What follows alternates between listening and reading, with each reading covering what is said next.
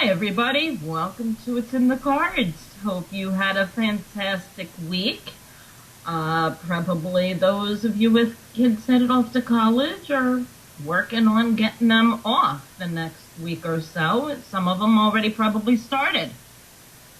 And a couple weeks, it's Labor Day, and school for everybody else will be starting.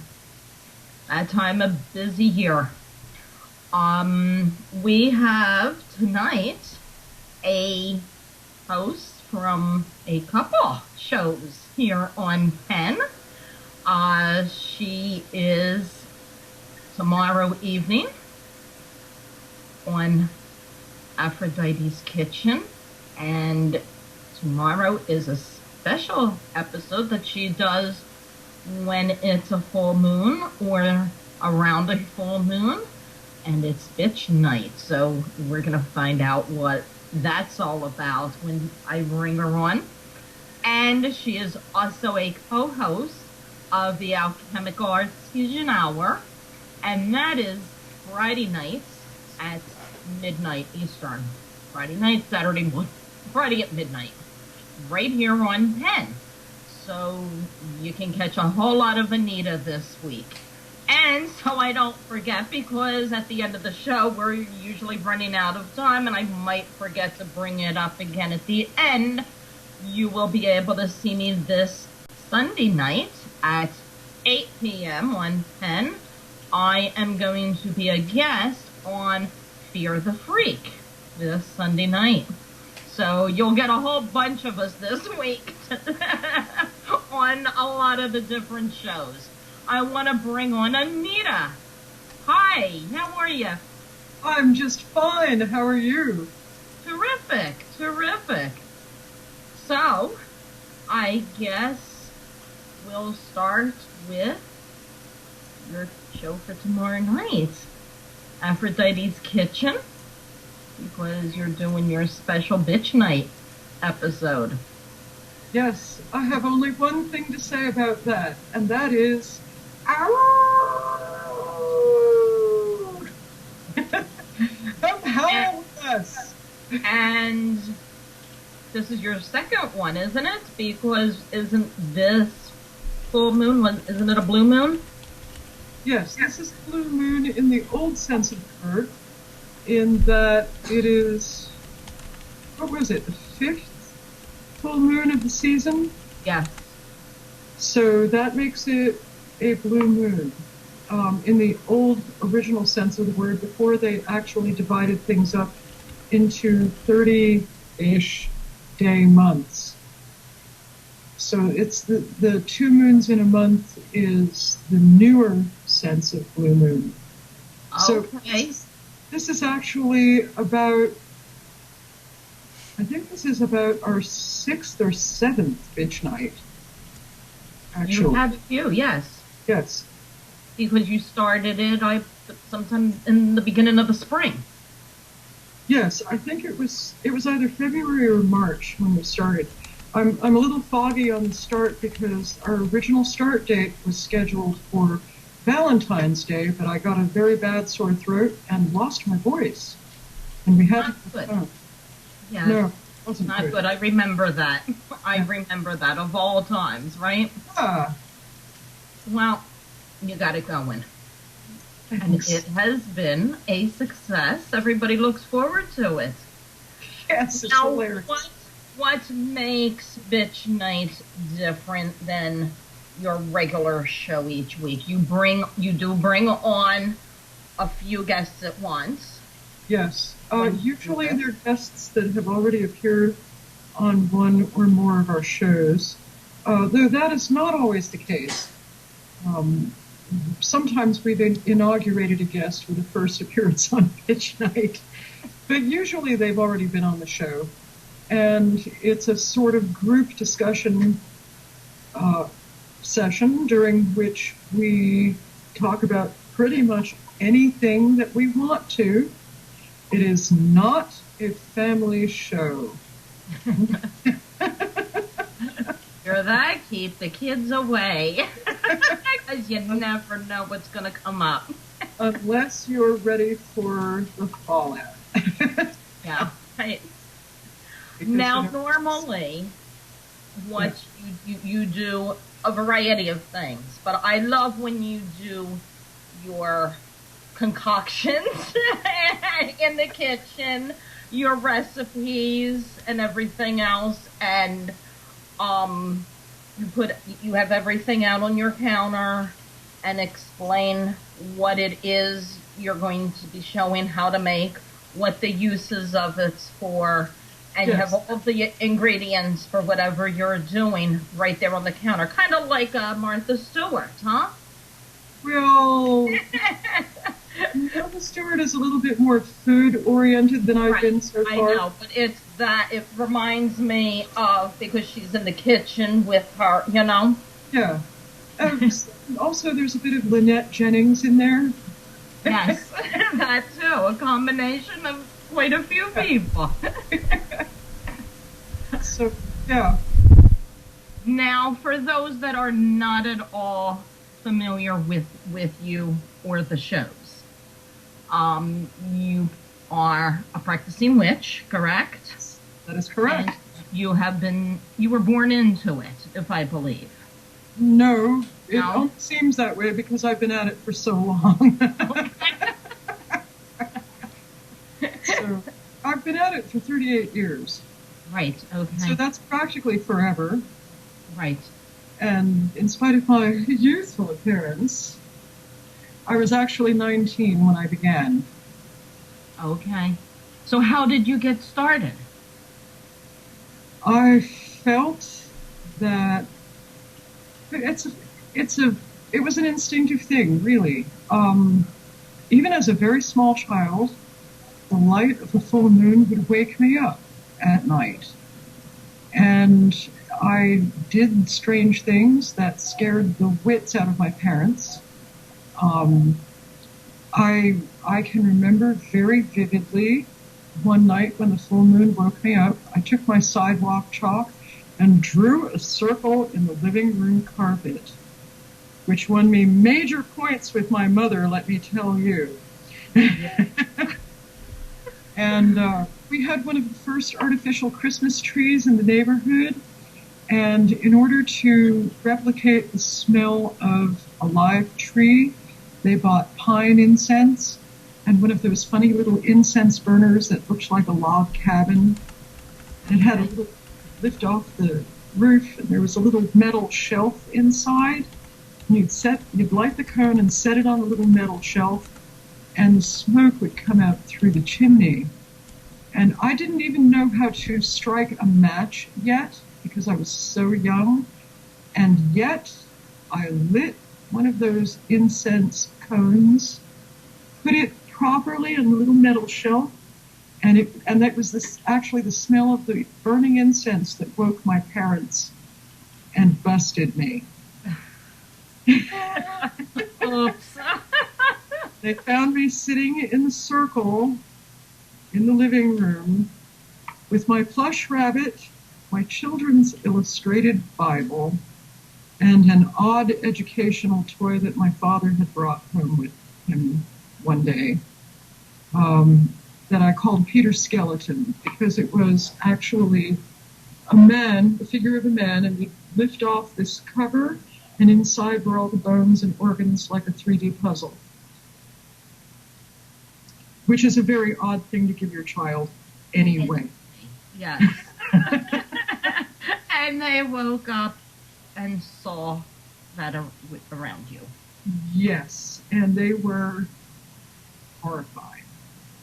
And I had no explanation. I couldn't explain what I was doing in any sort of logical fashion because You've never seen it done. It wasn't done in your household no, for you to be imitating. there were no movies that I was exposed to that had any activity like this. I wasn't allowed to stay up late enough to watch movies anyway. I had never seen a movie actually of any sort because it was a very Christian household and they did not believe in movies. Really? Yes. Oh. There was no movie going. There were no There was no dancing. Yeah, I grew up in one of those kinds of households. So when they discovered me doing this, they were really, really upset. And add this to the fact that I was 4 going on 5 years old. Yeah, I bet, had lots of concerns. And I couldn't begin to explain what I was doing. It just seemed like the right sort of thing. You think it's from a past life? Yes, that's the only because why else? How else would I have come up with this? Right. I just felt this inner compulsion, and then I knew what to do somehow within the limitations of what was available to me. And they were really, really upset. Yeah. Did they think you were sleepwalking or something, or? No. No. But let me just say that for the next few nights I slept on my stomach. Yeah. So from there. And well, from there, they did their very best to try and indoctrinate me with great thoroughness into their way of thinking. I went to all of the Sunday school classes and was enrolled in all of the vacation Bible school classes, and had devotions both before going to bed at night and in the morning with my mother, and Bible verses, and the current edition of the Upper Room, if you know what that is. Yes. That's a periodical, Christian periodical of devotions. And there's like a little meditation article that you read. My mother would read this out loud to me and ask me what I thought, explain it in simpler language, on and on and on. And they did their very best to indoctrinate me as hard as they possibly could. By the time that I was in the 6th grade, I had read the Bible completely through twice. And I didn't really understand some of it, but I understood more than they thought. And I had passed a couple of courses on Bible study and all that, and I still wasn't really entirely convinced, but I realized that it was in my better interests and personal safety to pretend that I believed the whole thing. You know what the deal breaker for me was? What? The idea that animals do not go to heaven. That's in the Bible, really? No, it's not in the Bible. It's just what they believe. Really? Yes, it's what fundamentalist Christians believe, that animals, well, not all of them, I can't speak for every individual, but a good many of them believe that animals and plants have no soul. And I just couldn't swallow this, and for me that was the big deal breaker. So you had, it wasn't that Jesus was born or the crucifixion or anything like most people would expect to be? No, I actually had no quarrel with Jesus. I didn't like the idea that women were under men. Right. But even that didn't bother me as much as the idea of animals and plants having no soul. And also, I knew very, very clearly and insisted on it that I had lived before from an early age. So, how do you know, this comes up a lot with people. They get annoyed with church. I believe that's why, you know, Wiccan belief, spirituality is coming more and more popular. People get tired of the churches, disgusted, something happens and, they want no more parts of the religions, the organized religions and churches. And there's got to be something more, something better out there. Then I know, a few people, they get stuck, because if you're looking into the different belief systems, and Wiccan is the most common one people look into, there's the belief of, the gods and goddesses, and somebody that was with church all of their life believe Jesus and God, so they don't quite fit into the Wiccan aspect either. So, that's a big issue that I've had with people that have come up, all the time. Well, I don't fit in because I do believe there's only one God and Jesus. And how do you work with that, combine that into? You really can't, can you? Well, I kind of go, in a way, I kind of go along with the unity belief that it all boils down to basically the same kind of belief system. If you just eliminate the semantics, right, that everybody believes in a universal intelligence, and what you call it or how many you divide it into is really just surface detail. I personally believe in nature and the universe. And I don't really have any quarrel with Jesus per se, but I also don't have any quarrel with Buddha. Right. And, or Vishnu, or, whoever else. I'm not exactly crazy about those religions that insist that one type of person has supremacy over another. I think that's pretty much ridiculous, and where a lot of our problems stem out of. I think that animals are ensouled beings that evolve and live and have many of the same concerns that we do. They just don't think in words. Right.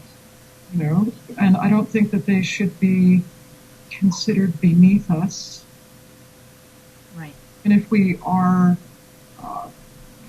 this time in ascendancy, and I'll take even a further departure from things in that I also believe plants are ensouled beings. But I also believe that everything is alive. Right. Everything. Mm-hmm. So I kind of have more in common with the animists than any of the major organized religions. I don't really like any of the major organized religions completely. No. No, none of them. I don't really think of myself as a Wiccan per se, though I used to, because it was the handiest that came closest to defining the way I thought about things in the past. But in recent years, I'd say actually in the past decade, I've decided that really I'm more of an animist than anything else, and that even Wicca is kind of too tight of a collar for me. Right. So, and, I'm still great friends with many Wiccans and do many things that are thought of as Wiccan practices, but even that seems to be too limiting a label. And I just think of myself as a kind of free-thinking animist pagan. Right. That's why I wanted to, there's a lot of people out there wondering, not familiar with the differences, and, so many people are lost, wondering, okay, I don't have anything to do with my own religion now what? And hop from religion to religion and get completely lost because of what does go on. And there's you probably saw it, there's been that joke on Facebook going around. Speaking of, the belief for some animals have no souls, the two churches, one's a Catholic church, one's a Episcopalian, I think, church. They were across the street from each other. And it's photos that somebody had taken of the sign, the big bulletin board outside. And the one church says, dogs don't go to heaven. So then the Catholic Church puts up, dogs do have souls and all dogs go to heaven, and they go back and forth each day, fighting each other till they got to the point of, I forget what it was, but the final thing was even rocks go to heaven. They put on the thing. And it was really actually done, that they were real pictures, two churches directly across the street having that argument on their bulletin board sign. Now yes. I think rocks go to heaven. Or they reincarnate with the rest of us, only they do it much less often. Now, you know, it seems like all there is to know with different, you make your own things, I believe. I'm not sure as much, how much, but do you do soaps and things like that, or you used to? Yeah, I have. You can't do everything all the time because there are simply not enough hours in the day.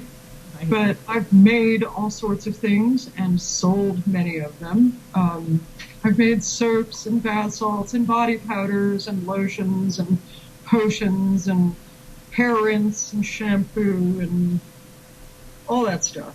Perfume, incense, teas, medicinal blends, tinctures, just sachets. I experimented extensively and made lots and lots of different kinds of things. Gem elixirs, room sprays for people who can't tolerate incense, body sprays. You learned all of this that's what I was going to ask you, just through experimenting, because it wasn't passed down through a grandparent or anything. Yes, I looked stuff up in books long before there was the internet. I did extensive research using books because we didn't have the internet yet. Yeah, books.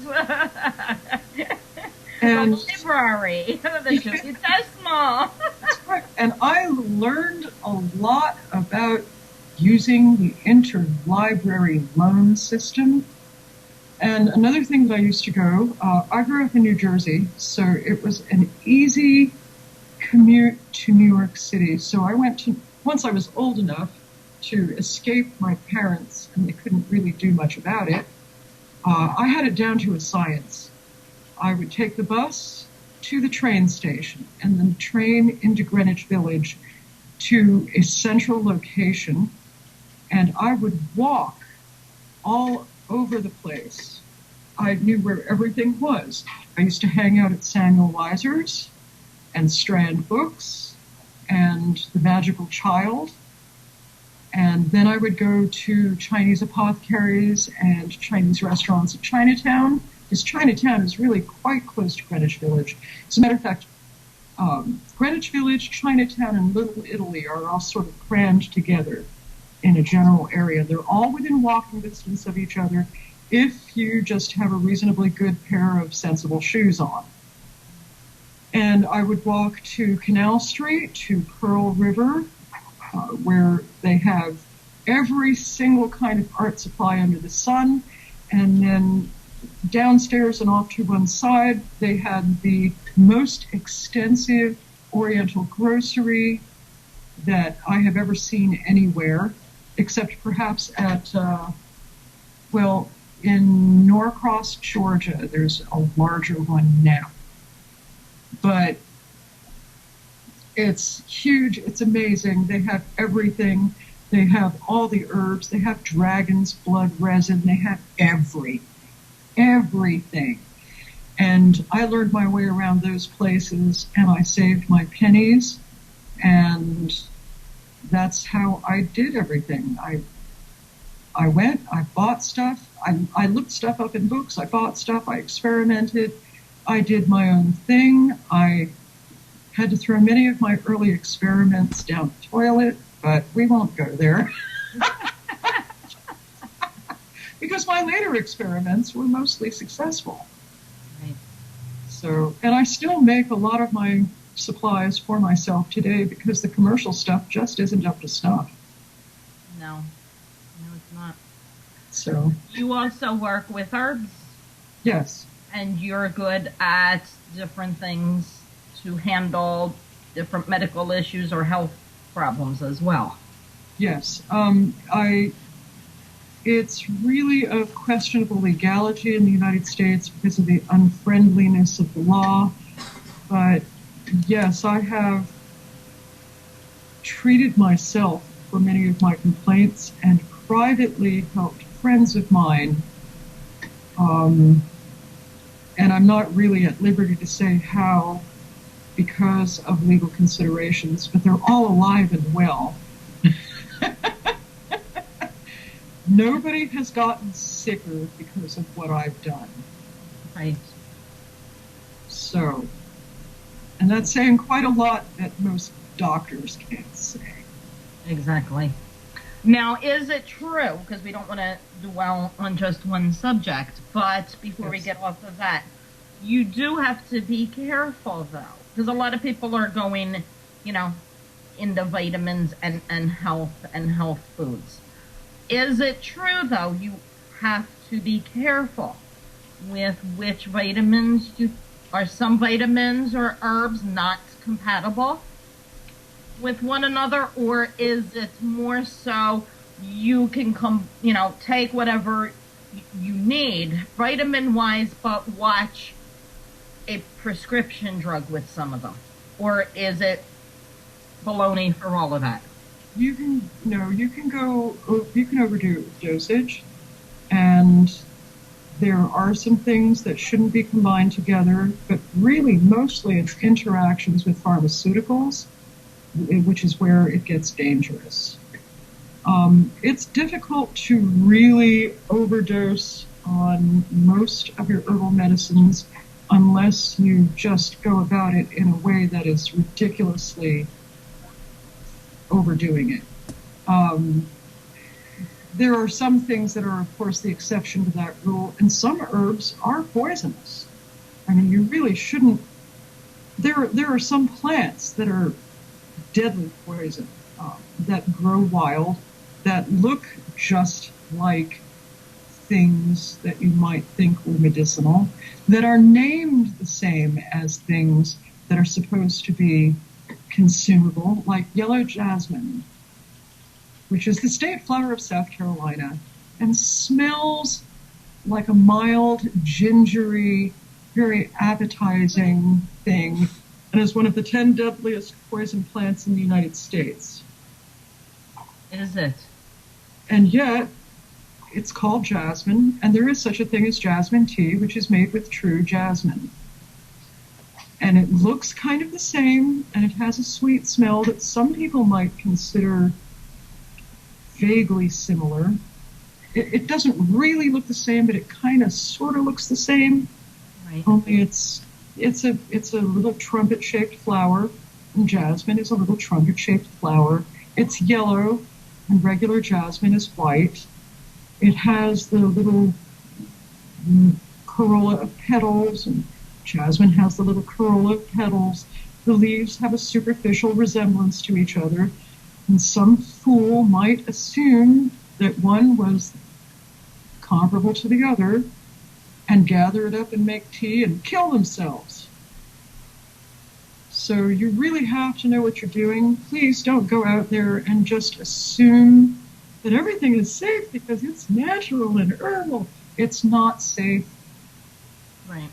It really isn't.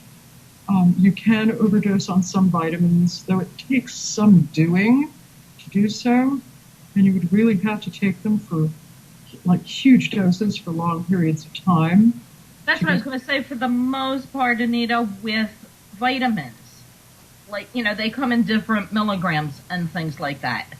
If you just go with, say, some people, well, do I go, I don't want to take too much, so I'll do the 500 milligram instead of the 1,000. For the most part, what you don't need, your body just omits out of you. Anyway, With some notable exceptions, yes. Vitamin A you can overdose on. If you take way, way, way too much vitamin C, you can give yourself a real whopping case of diarrhea. But let's not go there. I mean, that's not really. But I mean, use your common sense. What most people would consider an overdose is actually way below the levels that would constitute a true overdose. The RDAs are, in fact, just enough to keep you from showing symptoms of acute deficiency. So don't take the RDA as a guideline, because they're actually trying to keep us from they're trying to keep us from taking too many vitamins, because they want very much for us to be under their thumb. And the Western medical system really wants us under their thumb. And they don't want us to be too well. right. Which is crazy, but Which really goes into what my feelings are with, so many kids being diagnosed ADD or, everything else out there and under the sun, and give them a pill and he or she will be okay. There's everybody just gets the medication thrown at them anymore. Oh, it's depression. Here, take an antidepressant. Probably, 3, 4 out of 5 people, we don't even know it, are probably on some type of antidepressant or something that's just, do the easy thing. Yes, let's all be numbed out instead of actually experiencing our feelings. Right. It's a big moneymaker. Mm-hmm. It's a lot of hype. Every kid is now ADD instead of, gee, that's what being a kid is. Right. Kids are naturally hyperactive. They will climb the walls at the slightest excuse. That's being a kid. That's not ADD. That's being a kid. And I think that it's just everybody has to be on a pill so that Big Pharma can make their buck off of everyone and maximize the earnings. And, excuse me for saying so, but that's the way it is. We're also in great danger of losing the right to take our vitamins and our herbs because of NAFTA and Codex Alimentarius. They're trying to take away our supplements and replace them with Big Pharma and GMOs. And they're trying to make it so that it's harder and harder for us to garden on our own property. They're trying to take away our right to collect rainwater. They're trying to privatize the ownership of water. Trying to rule our every move and our every breath and charge us for every single thing. Absolutely. Including rainwater. That's right. They do that certain places here. They charge, if you have a business, how much rainwater would come off of your roof for the overflow. Crazy. Yes. And make it illegal for you to collect it and use it in your garden. Right. So gray water systems are considered illegal in many, many places. You have to be really, really careful. You do. Well, let's move on, because we could do a whole show on just that alone. Yes. You do a whole bunch of other things besides your herbs and all of that. You do Yeah. the tarot cards like I do. You're a Yes. Reiki master. Yeah. You do astrology charts. And you do crystal gazing. Yes. Those are the main. Did I miss anything from the main? I also do palmistry, Okay. tea leaf reading, and as of about a year and a half ago now, I started practicing with the Lenormand Oracle cards. Did you start them? Yes. Okay. I have not yet. I Yes. watch everybody's photos of them on Facebook and stuff, but I haven't gone anywhere near it yet. And for about 20 years, I've used the Psi card Oracle cards, Right. which are also really a great system, very to the point. They're not the same as Lenormand, but they're really a good system also.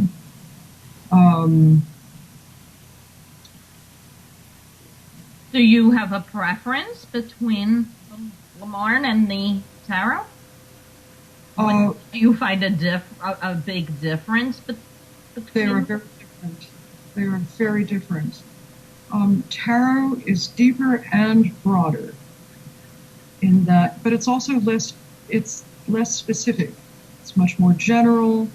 It's much more highfalutin. Okay. For the readers out there, tarot is like Shakespeare. Okay. Or perhaps Christopher Marlowe or Spencer. You know, it's very ornate and poetic and full of colorful, beautiful, flowery imagery.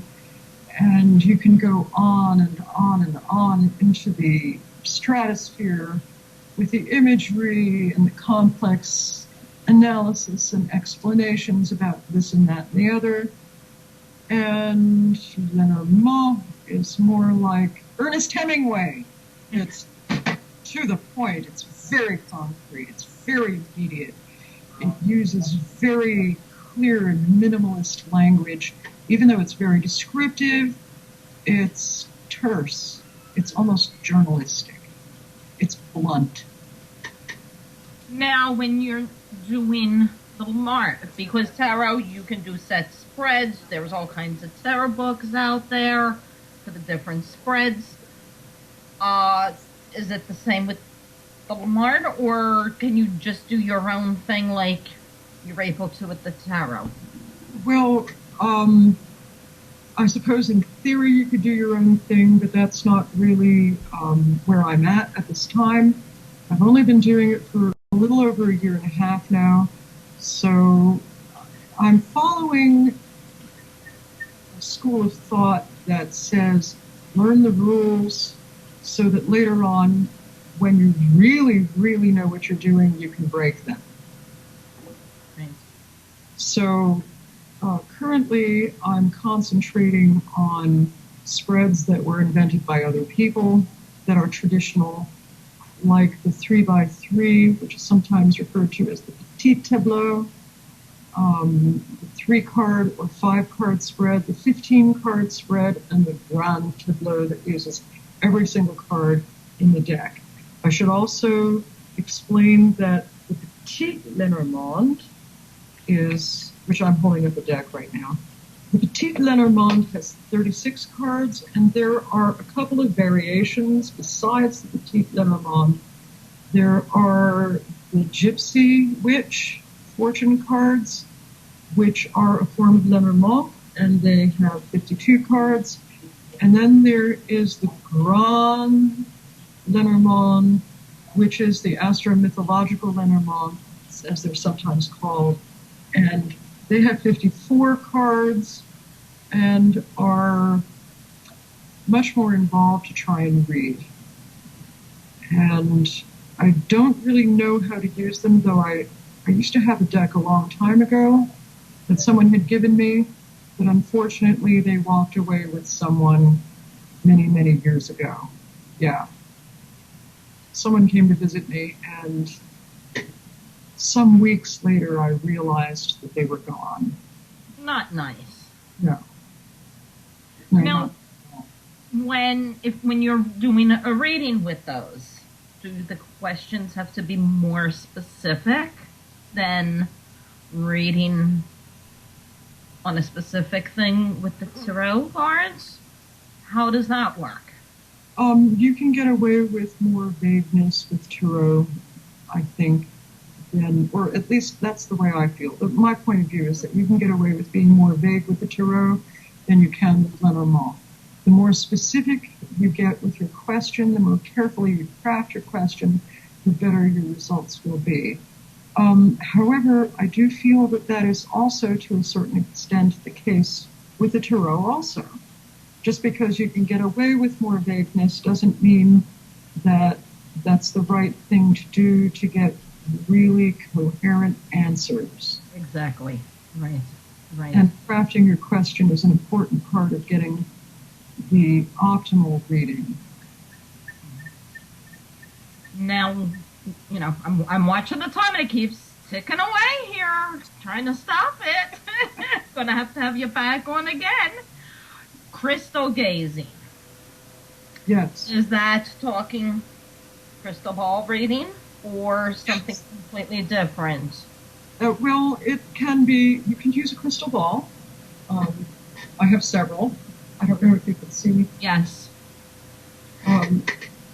These are two right here that I have, but I have several others as well. You can also use a mirror. A black mirror is especially favored, or a mirror of a dark color. You can use a bowl of water or a still pool. Some people actually can use many different things. And I've met some other people who are like this also. Personally, I found that I can scry, which means the same thing as crystal gazing, only without the crystal. I can scry with anything. Virtually anything. The world is my station.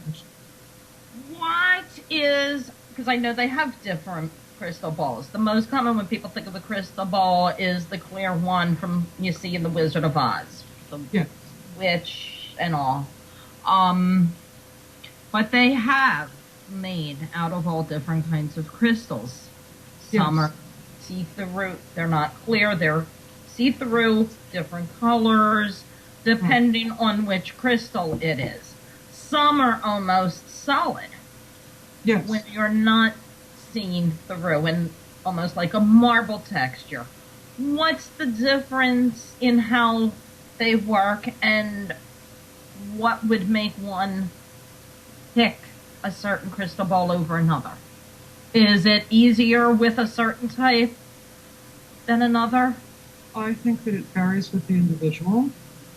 For some reason, I tend to have a real affinity for this kind of thing, and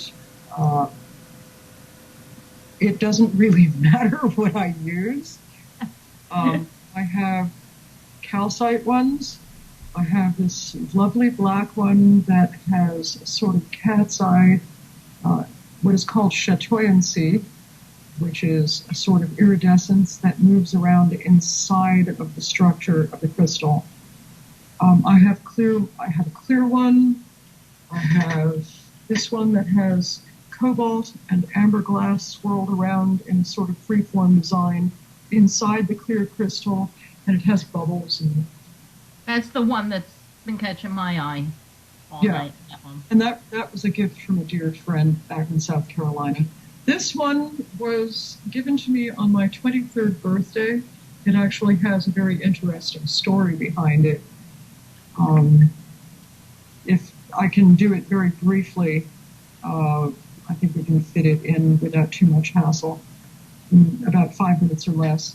My college roommate came to see me on my 23rd birthday. I had to go home to my family's home because my mother had had a very bad car accident, and I needed to go home and take care of her in her time of need. And my college roommate and best friend came to spend time with me on my birthday. And because it was my birthday, she said, well, I didn't bring you a gift. I didn't really quite know what you would prefer because I know that no average gift would really be the right thing. So I would like for us to walk around your town and go to all of the little galleries and antique shops and stuff, and you pick what you want.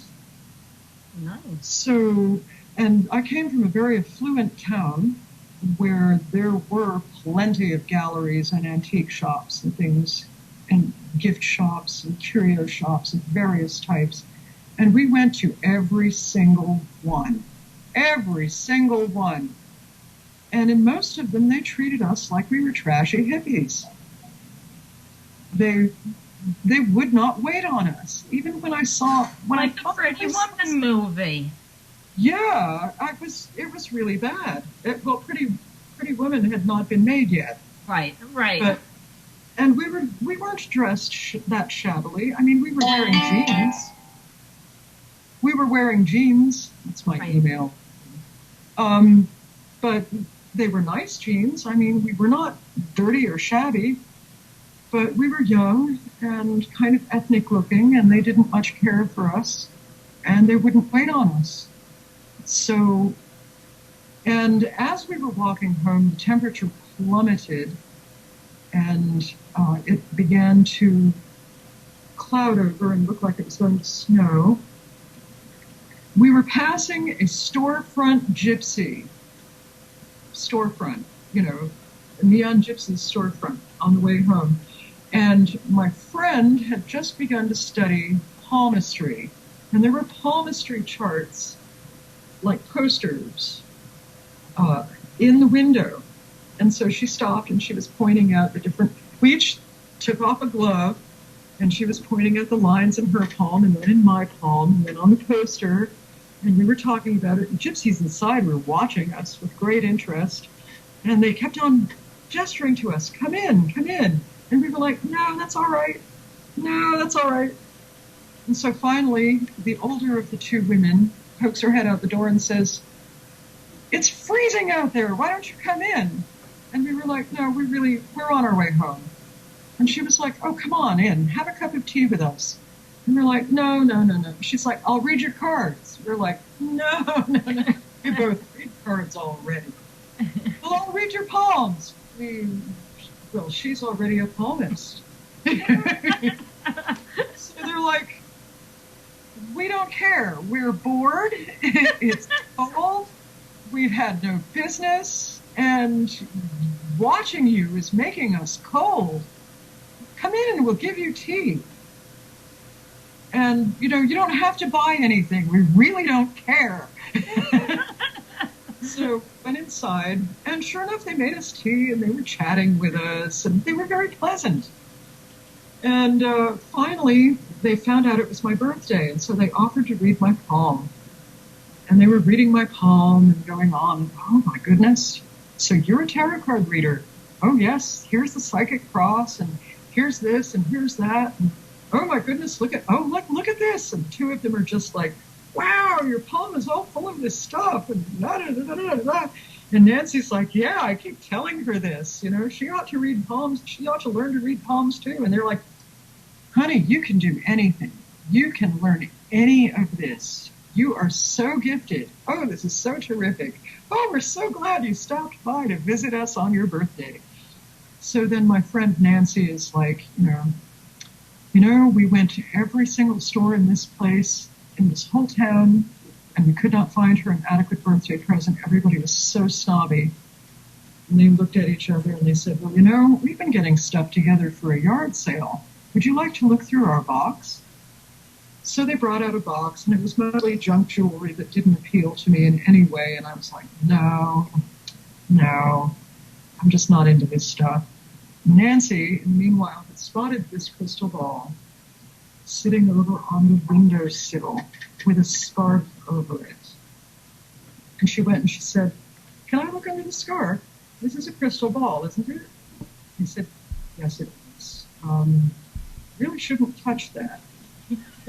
She said, well, I won't touch it. I'll just touch the scarf, if that's all right. I said, yes, you can look at it. Just don't touch it, okay? So she takes off the scarf and she's admiring it. She's like, this is beautiful. Is this for sale? And they're like, no, that is not for sale. She said, oh, what a shame. This would be a perfect birthday present for my friend. And they looked at each other and they said, oh, for her? And they said, excuse us for a moment. And they withdrew into the back of the shop, and I could hear them going back and forth, but we couldn't really understand them. And they came back out and they said, if you swear this is really for your friend, we will sell it to you for $50. And she was like, sold! But they didn't have a bag to put it in. And we didn't have a large purse, nothing. So we went back to my house. We got my carpet. I had this carpet bag purse. I came back with the carpet bag. We put it in the carpet. We put it in the carpet bag. We came back and they were polishing it over the spout of the tea kettle in the steam. They were cleaning it off. And they were saying things to it. And later on they said, we were saying goodbye. This has been our friend for quite a while. We're kind of sorry to see it go, but we're short on the rent. And since it's for you, we feel that it's going to good hands because we've read your palm. We've read your palms. We know that you know, this is going into good hands. So, and you'll be able to learn to read this very quickly. Okay. Okay, if you say so.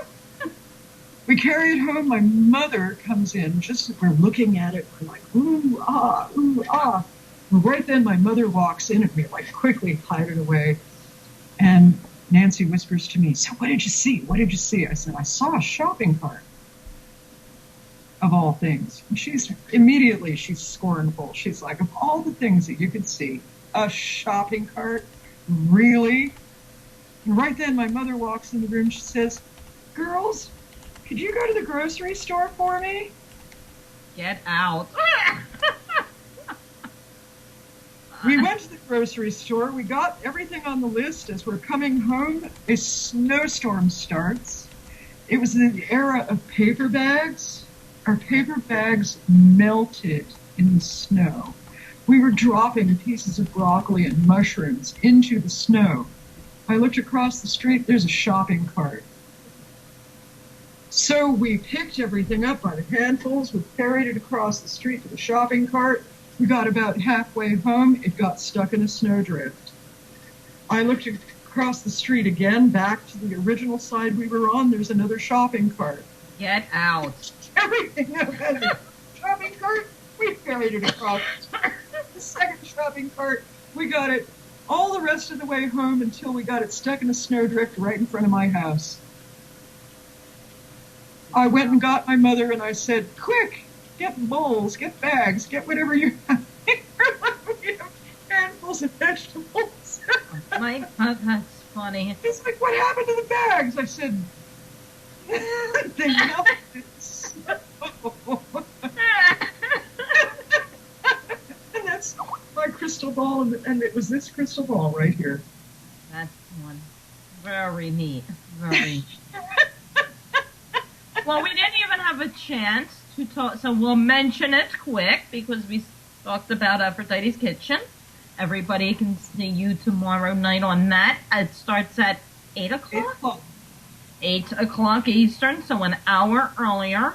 And you co-host with Title. I co-host with Title on the next night on the Alchemical Artisans Hour. And, tomorrow on Aphrodite's Kitchen is Bitch Night. We will be having Julie Couture-Watts, Lillian Mustelier, Mary Gasparo, and Kim Dennis Reisinger, wife of our fearless producer. And on Friday, we will be having Electra Celt Eck, who is an electronica musician, that he makes wonderfully mystical type of electronic music. He lives in Australia, and his real name is Jock Keogh. Very cool. And Sunday night at 8 p.m., tune in to Fear the Freak. I will be on as a guest. Time is up. Thanks for coming out, everybody. Have a fabulous week. Thank you so much, Anita.